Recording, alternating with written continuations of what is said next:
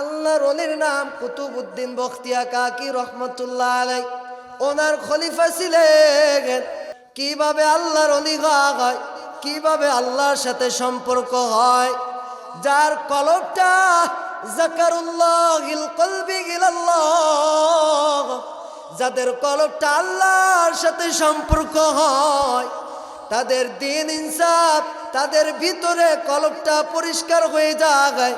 আল্লাহ তাআলা ওদের জন্য ইন্নাল্লাহা খবীরুম বিমা তা'মালুন,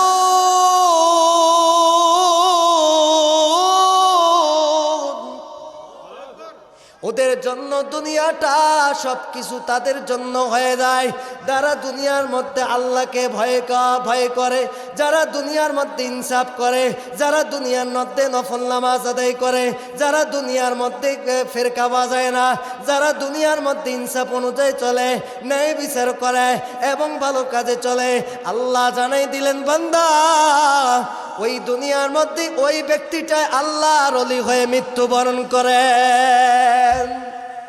আর এদের জন্য আল্লাহ জানাই দিলেন আল্লাযীনা আমানু ওয়া কানু ইয়াত্তাকুন, এরাই হলো সর্বশ্রেষ্ঠ ধারিত একমাত্র আল্লাহকে ভয় পায়। খাজা কুতুবউদ্দিন বখতিয়া কাকি রহমতুল্লাহ আলাইহির কাছে 3 বছর ছিলেন খাজা মুশকি রহমতুল্লাহ আলাইহি। ওরে ভাই, ভারত থেকে যত আল্লাহর ওলিরা এই যে বাংলাদেশে এসেছে, তারা আমাদের এই যে চরণে আমার, উপরে আমার পোশাক, আমার টুপি, আমার মাথার মধ্যে টুপি, আমার শরীরের মধ্যে পাঞ্জাবি, কোনো কিছুই ছিল না। আল্লাহর ওলিরা গৌর গোবিন্দ থেকে এসে বাংলাদেশে আসার পর তারা আমাদের মাথার উপরে টুপি পরাইছেন, আমার পরনে পোশাক পাঞ্জাবি পরাইছেন, ঠিক কিনা? এদের নিয়ে আজকে আমরা লানত করি, অথচ আল্লাহর ওলিরা কত শান। এই যে আপনার আল্লাহর ওলি আছেন, এই আল্লাহর ওলি হলো শাহপরান রহমতুল্লাহ আলাইহির খলিফা ছিলেন। চিৎকার করে বলা যাবে না কিনা মারহাবা? আরেকবার বলে যাবে কিনা আল্লাহু আকবার? কুতুব মিনারে খাজা মুশকি রহমতুল্লাহ আলাইহি উনার দরবারে ছিলেন, খেদমত করেছেন। এত বড় আল্লাহর ওলি ছিলেন, এত বড় আল্লাহর ওলি ছিলেন। কিভাবে ছিলেন? আল্লাহর ওলি খাজা মুশকি রহমতুল্লাহ আলাইহি প্রতিদিন দিল্লিতে যাতায়াত করতেন। এক মসজিদে যাতায়াত করতেন, নামাজ পড়তেন।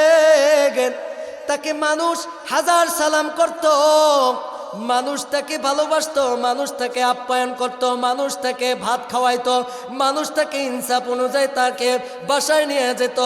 হঠাৎ একদিন এই রাস্তার পথে যাওয়ার পর, একদিন ওই পথে যাওয়ার পরে একটা বাড়ি ছিলেন, একটা বাড়ি ছিলেন।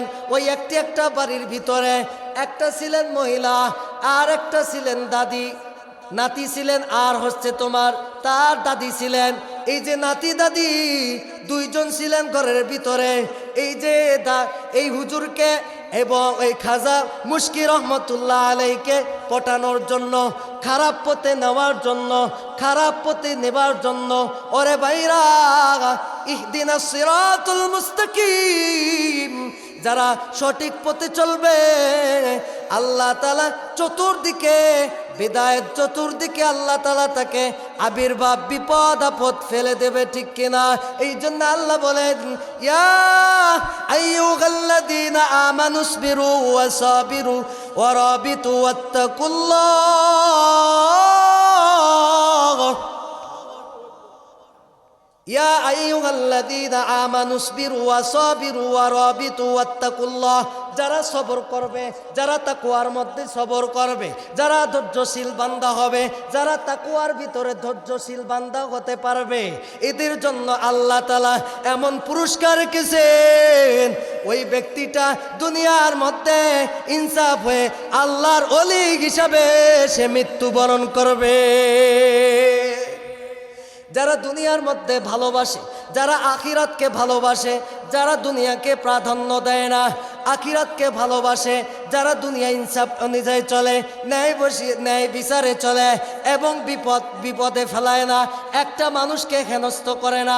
ওরে ভাইরা, আজকে আমরা আমাদের উপরে আল্লাহ তাআলা সূরাতুল রুমের 41 নম্বরে আল্লাহ তাআলা বলেন, জহরুল ফাসাদু ফিল বাররি ওয়াল বাহরি বিমা কাসাবাত আইদিন নাস।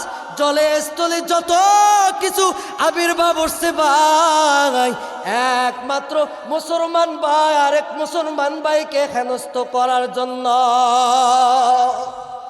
আর কোনো কিছু না। একজন মুসলমান ভাইকে হেনস্থ করার জন্য আল্লাহ তাআলা এই আবির্ভাব আমাদের উপরে হাতে হাতে গোনা আসতেছে, ঠিক কিনা? মুসলমান ভাইরা, সঠিক পথে চলতে হলে, সঠিক পথে কায়েম করতে হলে আমাদের 3টা কাজ করতে হবে। 1 নাম্বার, আমানুসবিরু সাবিরু, ধৈর্য ধারণ করতে হবে। 2 নাম্বার, মানুষের কাছে ইনসাফ অনুযায়ী চলতে হবে। 3 নাম্বার, হকুল ইবাদত, লা ইলাহা ইল্লাল্লাহু হাক্কুল মুবিন।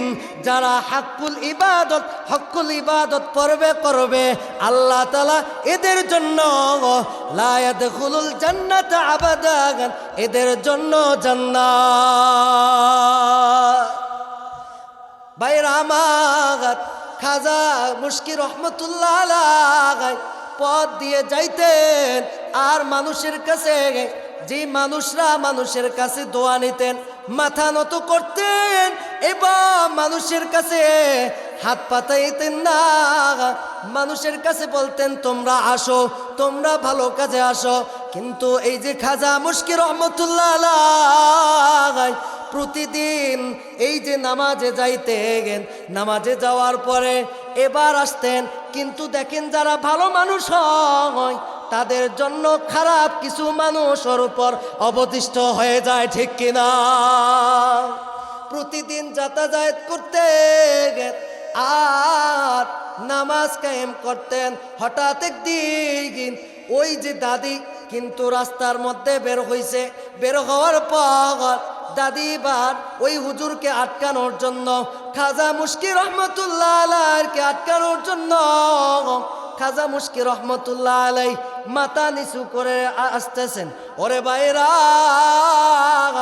দুনিয়ার মধ্যে যুবক ভাই, আজকে তোমরা দুনিয়া নিয়ে প্রাধান্য হইছো, মোবাইল নিয়ে প্রাধান্য হইছো, যুবতীর পিছনে পড়ে গেছো, প্রেমিকার পিছনে পড়ে গেছো, আপনার যৌবন হরণ হচ্ছে, আপনার নিজের সেন্টিটিক রাখা হচ্ছে না। আপনি যদি এখন যদি মারা যান, আপনার কোনো অস্তিত্ব থাকবে না। আর এই অবস্থায় যদি মারা যান, ওই কিয়ামতের দিন আপনাকে কামা তাহতাউনা কামা তামুতুনা, ওই অবস্থায় আপনাকে উঠতে হবে। খাজা মুশকি রহমতুল্লাহ আলাইহি যাচ্ছেন, কিন্তু নজর মাটির দিকে। কিসের দিকে? মাটির দিকে। আল্লাহ রসুল সাল্লাল্লাহু আলাইহি সাল্লাম আন আবি হুরায়রা রাদিয়াল্লাহু তাআলা আনহু قال, আমি হাদিসটা বলতেছি, আল্লাহ রসুল সাল্লাল্লাহু আলাইহি সাল্লাম বলেছেন যে বান্দা, যে যুবক যুবতী 3টা কাজকে হিফাজত করবে, আল্লাহ তাআলা বলেন আল ইয়াউমা নাখতিমু আলা আফওয়াহিহিম ওয়া তুকাল্লিমুনা আইদিহিম ওয়া তাশহাদু আরজুলুহুম বিমা কানু ইয়াকসিবুন। আল্লাহ তাআলা আরো বলেন সূরাতুন নূরের 24 নম্বরে, ইয়াউমা তাশহাদু আলাইহিম আলসিনাতুহুম ওয়া আইদিহিম আরজুলুহুম ইয়াকসিবুন। আল্লাহ তাআলা বলেন, এই যে নূরের 24 নম্বর আয়াত খুলে দেখবেন এবং 65 নম্বর সূরাতুল ইয়াসিনের খুলে দেখবেন। এখানে বলছেন বাবা, তাফসীরের মধ্যে এখানে ইবারত এসেছে যে যুবক 3টা জিনিসকে হিফাজত করবে। 1 নাম্বার তার চোখকে হিফাজত করবে, 2 নাম্বার তার লজ্জাস্থানকে হেফাজত করবে, 3 নাম্বার মাংস মাথা নাজাত তার জবানকে হেফাজত করবে। এই 3টা যদি বান্দা যে হেফাজত করতে পারবে, আল্লাহ জানাই দিলেন দাখলাল জান্নাহ উদখুলুহা সালাম উদখুলুহা সালামিন আমিনিন।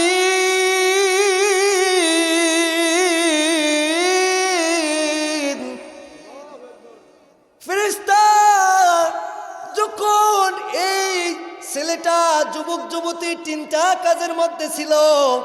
এই অবস্থায় যখন মারা যাবে, মারা যাওয়ার পরে জান্নাতের গেটে যখন যাবে, জান্নাতের গেটে যাওয়ার পরে আল্লাহর ফেরেশতা ওখানে হাজির হবেন। ওই আল্লাহর ফেরেশতার নাম হবে, যেই গেটের মধ্যে থাকবে দুই পাশে দারোয়ান থাকবে, ওই দুই পাশের মেইন দারোয়ানের সাথে ওই দারোয়ানের নাম থাকবে, ওই নাম হলো রিদওয়ানুল ফেরেশতা। রিদওয়ানুল ফেরেশতাকে আল্লাহ বলবেন, ও ফেরেশতারা, তাদের জন্য দুখুলুহা বিসালাম, ওই যুবককে তুমি জান্নাত খুলে দাও, সে যেন জান্নাতে প্রবেশ করে। কি করে? সে যেন জান্নাতে প্রবেশ করে এবং ওখানে যাওয়ার পর ওই ব্যক্তিটা, ওই যুবকটা কি বলবে? আল্লাহ, তোমাকে না দেখা পর্যন্ত, হাউজে কাউসার না দেখা পর্যন্ত আমি জান্নাতে যাইতে পারবো না। এই জন্য ভাইরা, এই যে তিনটা, নিজের জীবনকে তিনটা হেফাজত করতে হবে, তাহলে নিজের গ্যারান্টি আপনি দিতে পারবেন, না হলে আপনি গ্যারান্টি দিতে পারবেন না। ভাইরা, সামনে রমজান আসতেছে, এই রমজান পর্যন্ত আমাদের যেন হায়াত বাড়ায় দেয়। এই যে রমজানের ভিতরে আমরা যেন 5 ওয়াক্ত নামাজ পড়তে পারি, 1 ওয়াক্ত যেন নামাজ ত্যাগ করতে পারি না, এবং আমরা যেন রোজা রাখতে পারি।